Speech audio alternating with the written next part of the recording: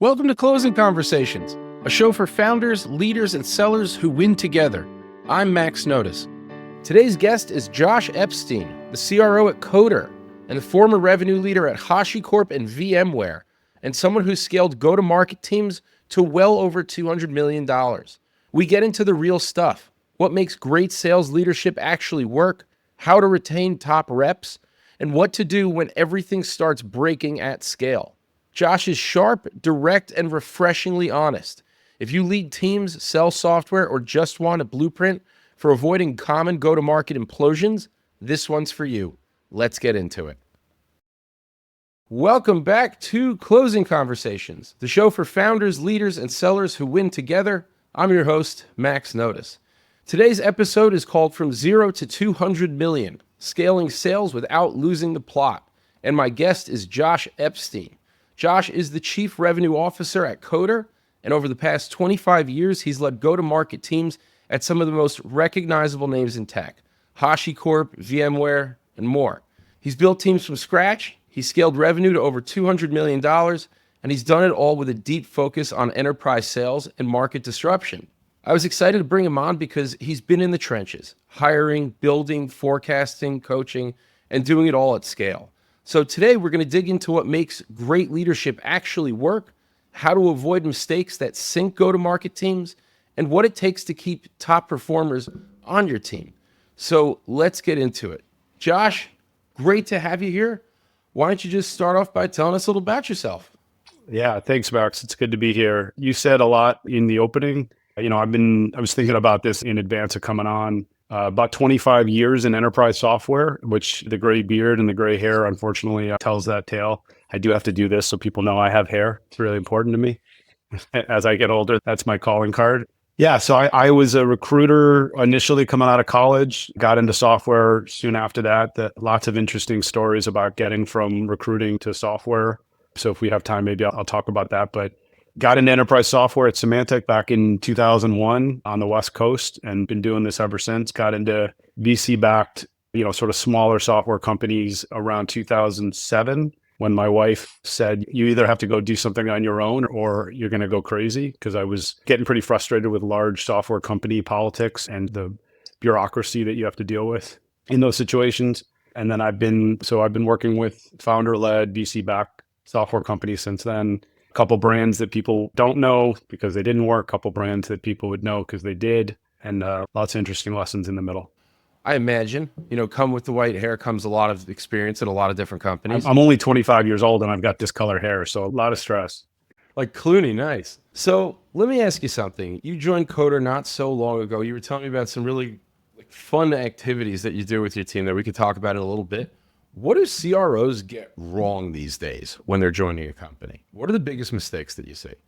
Well, I can talk about some of the biggest mistakes I made, in this round, which I think is probably interesting. I think in general, revenue leaders, sales leaders in general tend to overcomplicate their jobs. I think of my job in a couple simple ways. I have to figure out how to align my team's goals to the company's goals. So in this case, to my CEO's goals. I need to figure out a way to translate that into something that's measurable and actionable so that a seller and an SE and a post-sales resource all know, hey, when I get up in the morning, I'm going to do these 3 or 4 things. And if I get these outcomes, that aligns directly to what Josh is looking for, which, aligns to what the company's looking for. Because I think if you don't have that purpose, if you don't have that thing in mind when you wake up every morning, it's really easy to get distracted, which is number 2. And so number 2 is help my team avoid distractions. I call it, don't get distracted by shiny objects. So I think it's about simplifying, so people understand what they need to do to be successful. I think it's about making sure that they know what their priorities are so they can focus on the things that matter. And, when I came into Coder, I think I did a reasonably good job of those things. I think I over-rotated us. One of the things I try to avoid is over-rotating in one direction or another until you really know where you need to go. I was adamant that we had way too many distractions, way too many things that we were focusing on. And so I sort of drew a pretty solid line and said, if it's not one of these things, it's not this kind of ICP, if it's not this kind of engaged customer with this kind of problem statement, we're going to ignore it. And I think that refocused everybody on what we were trying to do. And I think the numbers have been good as a result. But I also think we're now realizing that I might have tightened down the ICP too tightly and might have, we might have had some leads coming in. I know we've had leads coming in that we said no to because they weren't aligned with the ICP I'd set up. And so if I could go back and adjust the volume a little bit, I might have done it a little bit wider and a little, but it's what we needed to do to keep the team focused. So. Well, I feel like a lot of being a CRO is kind of like being like a chemist or a cook. Like you're trying this, you're adding a little bit of this, you're trying to like kind of concoct the perfect recipe until it clicks and rolls. And there's kind of no way to do that without trial and error to a degree. Yeah, you have to make a lot of decisions and sort of deal with the consequences if you make the wrong one. Coders in an interesting spot because they have, I know this isn't a commercial for the company, but we have a thing that's really valuable and we have sort of a window of opportunity, I think, to get that thing out into the market. And so I have a real sense of urgency, which I think is, if I was number 3 here, is to impart a sense of urgency on the organization, both the revenue team and the company in general. Because a company this size, we're a Series B company, about 5-6 years old. If you don't have a sense of urgency, somebody else is going to kick your ass. And if you don't have a sense of impatience on every decision you make, there's always a way to move faster. There's always a way to do it cleaner.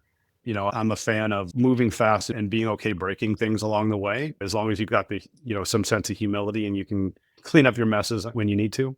So it's also probably something important as the CRO when you're setting expectations with the CEO, the board, et cetera, of, like I'll give you an example. I've worked with some CROs where you feel like they sold their soul and they're like, this has to work right now. And the pressure is just, it's like a kiln in the sales room.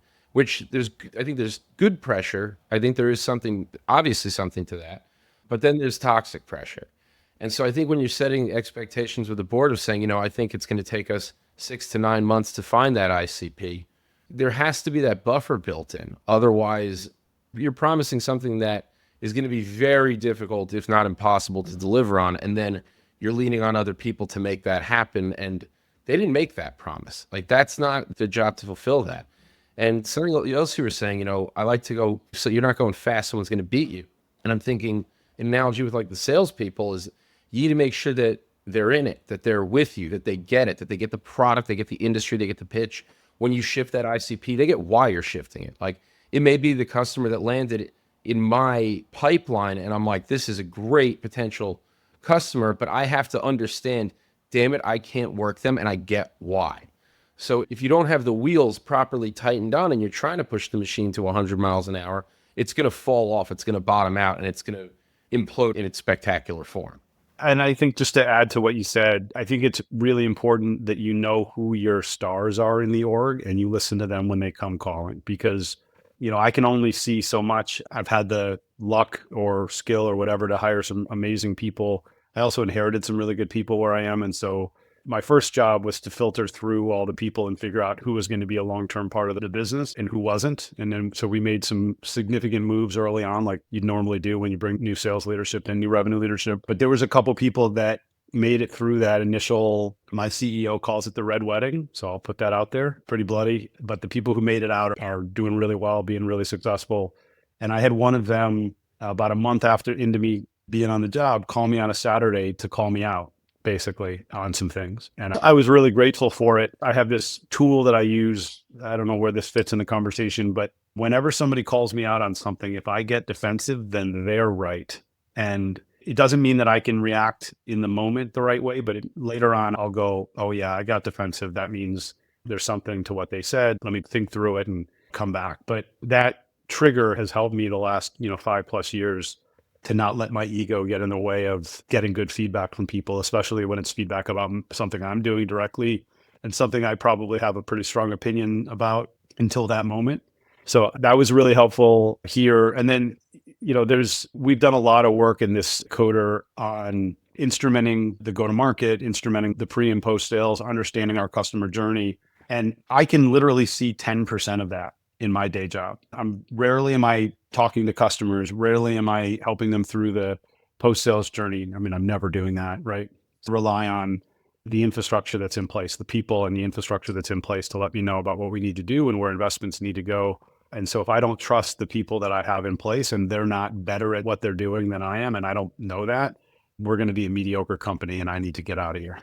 So I got to tell you, I very much dig the point that you're making about the tool for self accountability of if I get defensive, then they're right. And I think that's probably a tool that anybody could use in pretty much any argument because why do you get defensive other than defending something that's bullshit, right? So I think that's impressive, and we can all work on how we react in the moment, but I think your ability to take it, really mull on it, and then come back and either mea culpa or, try to figure it out the right way. I think it sounds like that's something that was learned, and I think that's something that doesn't come naturally to people, but you employ these things when you have to, and then you figure out a mechanism to do so. So I think that's really cool. And also kudos to the salesperson who called you on a Saturday and was like, you're fucking up. That takes some nerve, but I think it's also, you probably even respected the salesperson more because this person cares. Like, they really care. They woke up on Saturday and were like, I can't let this go. Like, I have to tell them right now. I'm sure they tried their best to tell you in a way that was constructive rather than reactive, but I think that's a pretty good employee that you got there. Just to close out on this one, we did QBRs, or I think this was sales kickoff actually, but it was the QBR section. And we got to the end and we had about 15 minutes left before the next part of this was going to go. And so I just sort of opened it up for questions for people because we had a bunch of new hires and I love doing sort of AMAs with my team because it's usually where you get the best questions is when people feel like they're in that zone. And somebody asked me a similar question. I don't remember what it was, but it was basically like, what was the dumbest thing you did early on that you wish you hadn't done? And I got to the story where this gentleman reached out to me. So he's in the room, obviously. He's loving it. I gave him credit for it. He ends up sending me the email because he had actually sent me an email that had triggered the conversation in advance, basically saying like, and I'll just tell you what it is. There are certain tools that we use or that I inherited that I think are trash. And unfortunately, this tool, which I won't name, so you don't, if they're a potential advertiser, you don't lose them. I can't stand this tool. And it was one of the things where I just think it's an absolute piece of trash and I wanted it out. And so I just said, look, stop putting things in this tool. Unfortunately, the last 3 years of content were in this tool. And so by me saying that, I had all these people that had no idea what to do with their, content they were creating. And, I was asking them to document account plans and prospecting plans and things like this. And they were like, if we don't put it over here, where do you want us to put it? So I had to very quickly adjust and say, keep using the tool. I'll figure out how to get what I need. And so that was his call out was, you got a bunch of sellers that are paralyzed right now because they don't know how to respond. We got a new guy came in throwing bombs at things and we don't know what to do. So he did a great job. He politely called me out. I mean, I walked through the whole conversation in front of everybody. So clearly it was a good lesson for me. That's so awesome. I hate learning a new tool or a new technology.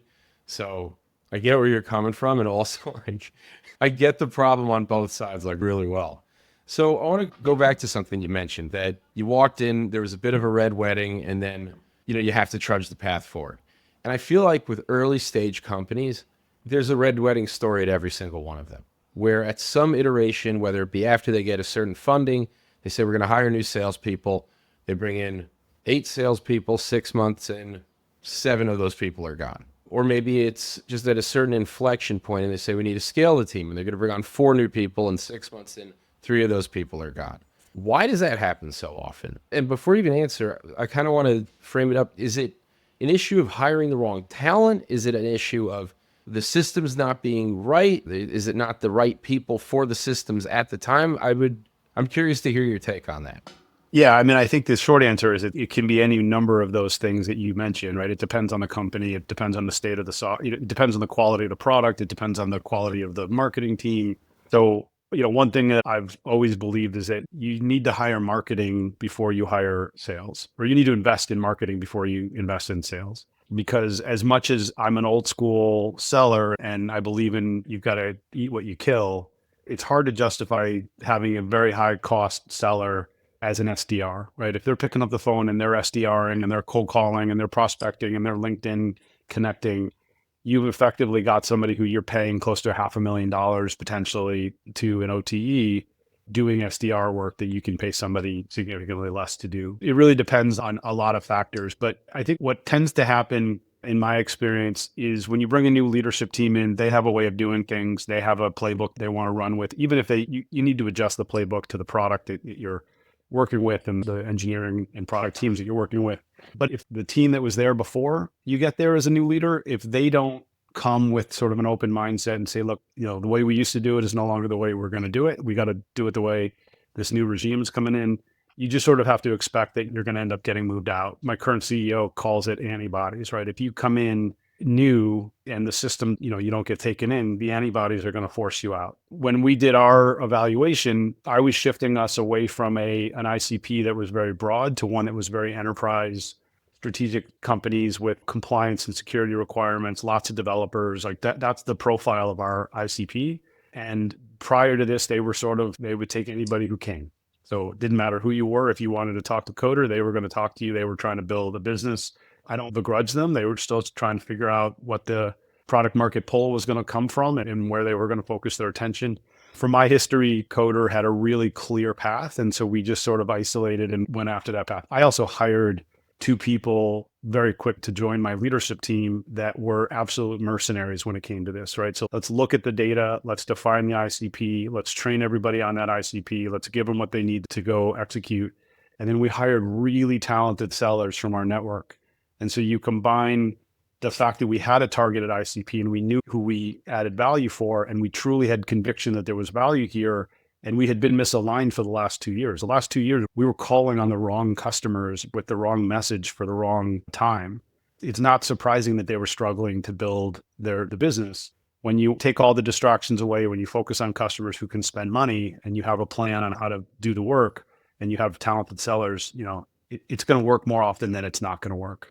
I don't know if this is answering the original question very well, and so we just basically said, look, every one of you has 40 accounts. They all fit the profile.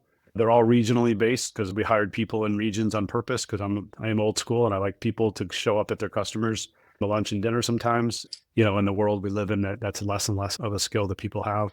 And then we figured out probably in the last 6 months that we can broaden the ICP and go after smaller companies with more technical people and less developers because we also can do business analysts and data scientists and things like that as part of our value. So I think to answer the original question, I think it depends on a lot of different factors. But if you don't have people who can click into your strategy, they're going to end up burning themselves out. They're going to end up being frustrated. They got hired by a different team, effectively at a different company, even if the product is the same, because the way you go to market is what drives the culture, in my opinion. That's a really interesting point. So then I'm sure that's a huge factor of when you're hiring people. Can you tell me a little bit more about that? What are you looking for when you're bringing on, like, okay, you've got a talented seller. That's a broad scope right there. So when you're looking to bring someone onto Coder, what are you looking for compared to, another company So we're still hiring mostly from our network. So in a lot of cases, although that's starting to dry up because we're getting old and our network are all first and second line leaders now. So what we're hiring for is, when I say from our network, obviously, I mean people that have worked with us and for us in the past until we know what we're getting. And that's not 100%, by the way. I've hired a couple of people from my network who were not the same people the second time around, right? There's always that potential. But we're hiring for people who know the space we're in, who have sold in the large enterprise, understand technology, have a very open source specific background. So open source operations and security are sort of where I play. The gentleman who runs my sales team comes from a long time at Docker, before that at EMC. So he's got a similar infrastructure background, but he has a developer mindset. He's also got 180 IQ, so he can do whatever the heck he wants to do. And if he ever listens to this, I didn't mean to say something nice about him. It's never good to say nice things about your people in public. I'm kidding. especially the smartest ones. Especially the smartest ones. But the profile, from my point of view of hiring in general, I've been saying this for a long time, so I have it memorized, and it's going to sound a little bit robotic, but I hire for 3 things 100% of the time. And if I don't have all 3 of them, and if they don't close me, that's the next question. To me, the profile is real simple. I look for, now I said I was gonna say it robotically, but I haven't said it for a while. I hire for integrity, intelligence, and work ethic. And those are 3 generic ass categories. But what I mean by integrity is you have to sometimes put the company first. You have to sometimes make a good decision that may not be a good decision for you in the short term. But if you have a long-term view and you're not trying to do damage to a customer, you're going to make really good decisions that will benefit the company in the long run. And so what I mean is, and this happens all the time in software, If you know that your product doesn't do a thing and you tell a customer that it does do that thing, you don't fit on my team. If you tell a customer that it's on the roadmap and we're building it and it'll be here in 2-3 quarters and, we'll support you, Mr. Customer, Mr. Mrs. Customer, that's okay. That's roadmap selling. That's vision selling. I'm 100%. But all the time, people have to make decisions about nobody's paying attention. Nobody's going to know that I'm saying this thing, but it ends up hurting us and hurting our customers more importantly when you do it. I will always try to find a way to put a candidate in a position to lie to me just a little bit. And if they do, then they're qualified out. And look, I'm telling you this on the record. So if anybody's smart enough to listen to this podcast and is interviewing with me, I'm giving you the answers to the test. The second one, I frame it as intelligence. I almost think of it more as the ability to carry on multiple conversations at the same time.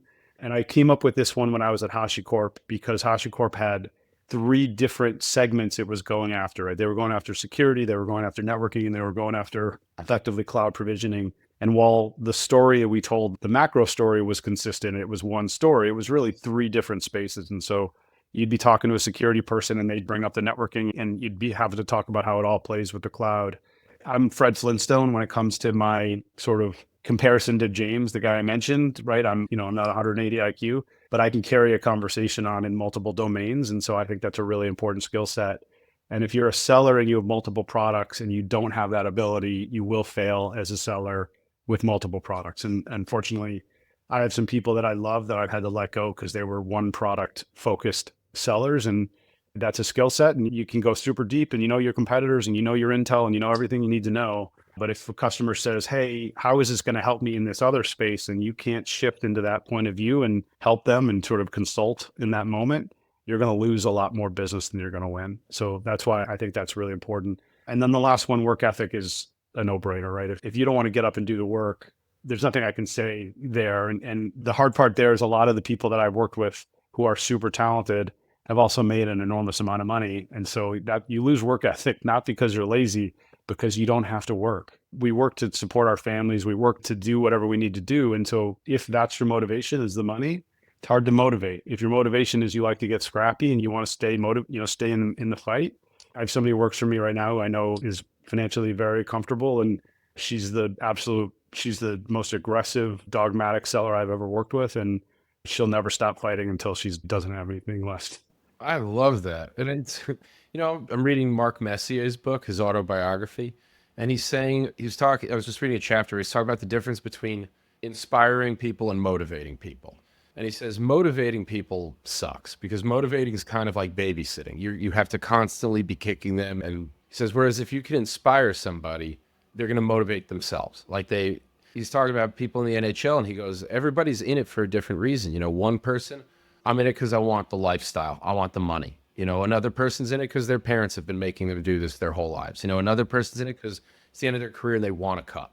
So if you can align what they have to do with that individual inspiration, you've got it. They're going to motivate themselves. And in the world that I live in, I think what you just said comes down to, do they trust you? Because if you hire the right people, if you hire based on the profile that I think is the right profile, and they don't think you're full of shit, they don't think I'm full of shit, they're going to go to battle. They're going to get protected from, if their integrity is high and they say something that turns out not to be true, I have their back. If their integrity is high and they're leaning in and they have to negotiate it in real time and they have to do something that they know I don't love, but I'm going to approve it because I have their back, I trust their instincts, then when they're out, fighting the good fight, they don't have to look over their shoulder. They don't have to wonder if they're going to get, I'm not a yeller anyways. I think yelling at people is stupid, but we're all adults. Who are you to yell at me? But I think that the idea that you are going to have their back is really important. And if they don't trust you, then that motivation goes out the window. And I think, if you hire the right people and you treat them like shit, you're going to lose them anyways. And so, I think that culture, for me, the culture is built on giving them what they need, giving them the tools they need, the sort of how to measure success, how to know somebody else, forget who said this, but somebody once said, if you don't know how to get an A, it's really hard to study for the test. People know how they're being measured and they know that you're going to have their back when they make a mistake. They will run harder, faster, and longer. And then, of course, they have to know you're going to pay them, right? In our business, especially. My CFO, who I have a decent relationship with, will cringe if she hears this, but I love writing big ass checks to my people. done it multiple times. I'll fight on their behalf, to do it, especially if they've earned it. I mean, if it's a bluebird, that's a different story. And my team knows that, right? They know that I'm in it for them, making a bunch of money.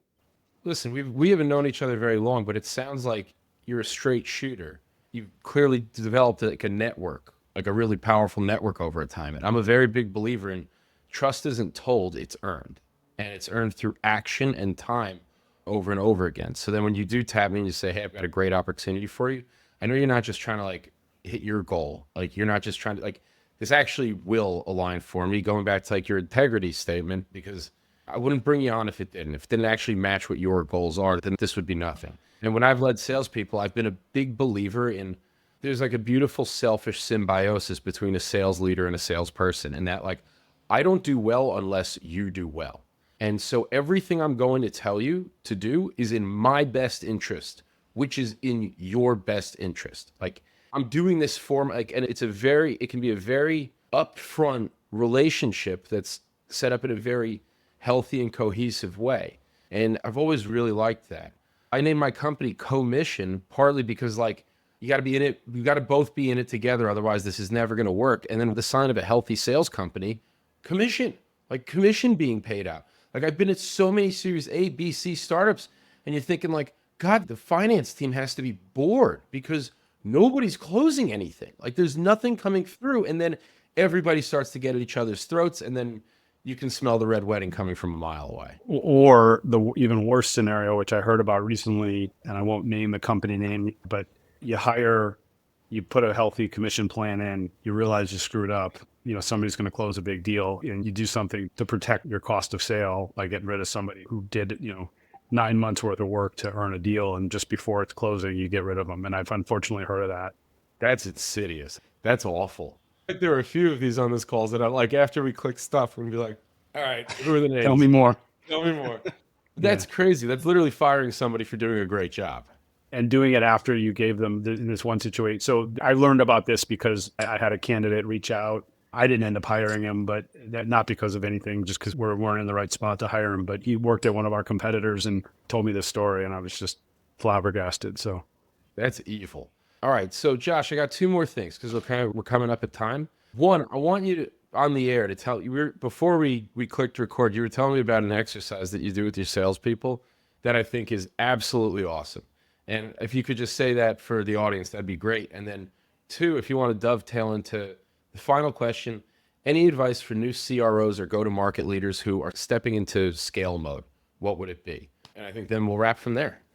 Cool. So the conversation we were having earlier, I have a weekly call with my entire revenue team. So I have 4 functions that are part of the revenue team. They all come together on a Monday. I think it's noon on Monday Eastern. And the reason I do it this way is I'm really protective of my team's time in terms of internal meetings, right? So I learned this from an early sales leader who was protective of my time, and I thought that this is brilliant. So I carried it forward.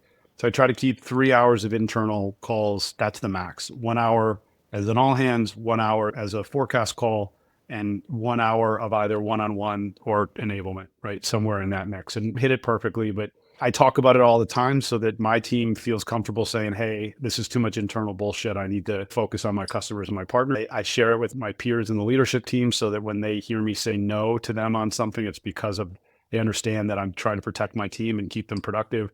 So I have an hour-long call. It's, like I said, it's every function gets a couple minutes to talk about what they're doing. I treat it like a stand-up, like an engineering stand-up, like the old days when DevOps became a thing. You sort of do a daily stand-up.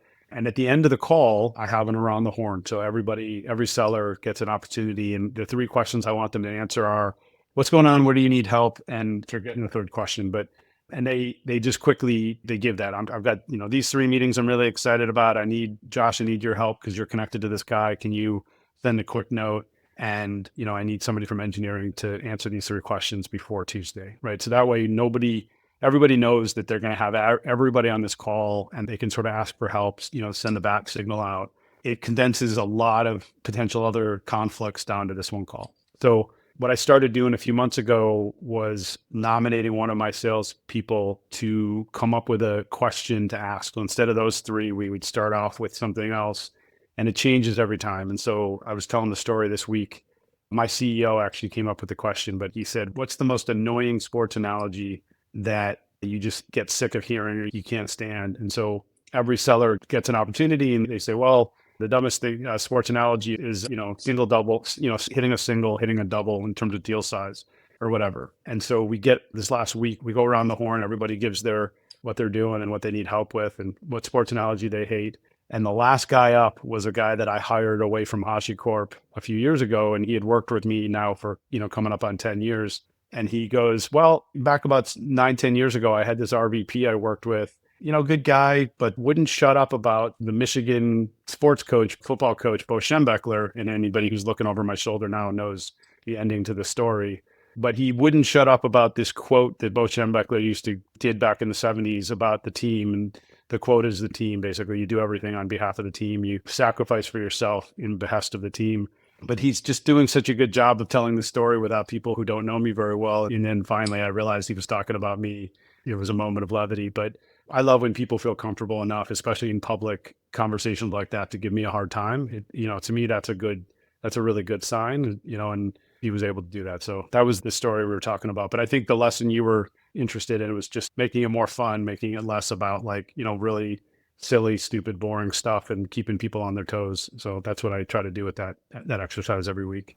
It's just an awesome story.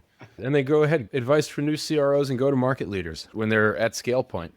Yeah. So, I think the definition of scale, when you're hitting the scale button, is different for everybody.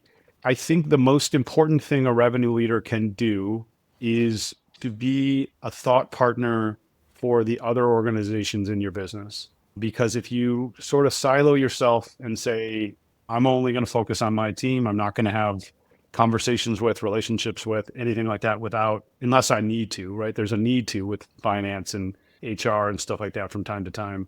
But I think the most value I can bring to Coder, as an example, is to be a touch point for my partner in marketing, my partner in product and engineering, my partner in HR and finance. And, I'm always the most aggressive. I'm always the most impatient. And so there's a little bit of if I don't come to them sometimes with ideas or conversations, those things may not happen because they're in their silo, they're focusing on their thing. And so I always try to, as much as possible, I try to break the stereotype of a typical sales leader and understand the business in a more systematic way so that if somebody says, hey, what do you think about the new product packaging or the new roadmap thing? Or, we need to go figure out the 10 customers that are going to help us to design this thing. I know what this thing is already because I've had those conversations.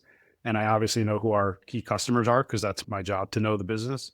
And so I think staying in your lane too much is not a great thing. And then the inverse of that, if you go too strongly into other people's business and you're tapping on your product guy's shoulder every day to say, hey, where's the next cool thing?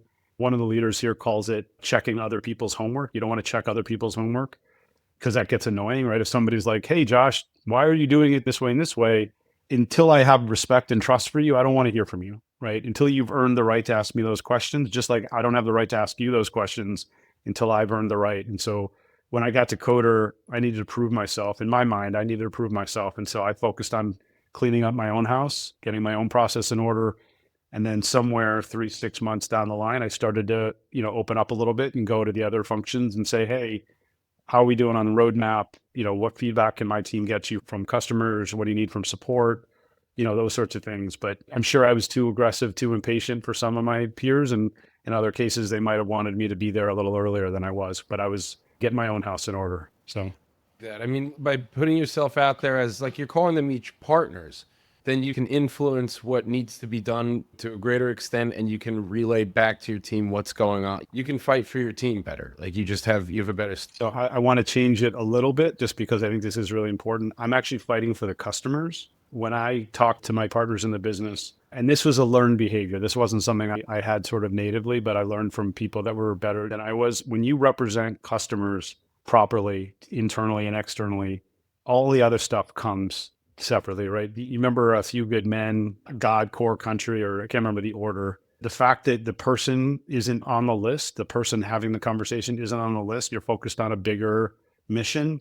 The bigger mission for us is making sure that our customers are successful, they get value, they come back around. We all know that if that happens, the company benefits, the seller benefits, everybody benefits. But if you keep it focused on the customer, it's a lot harder to be selfish and make stupid decisions than if you think about yourself or you think about, the company you represent.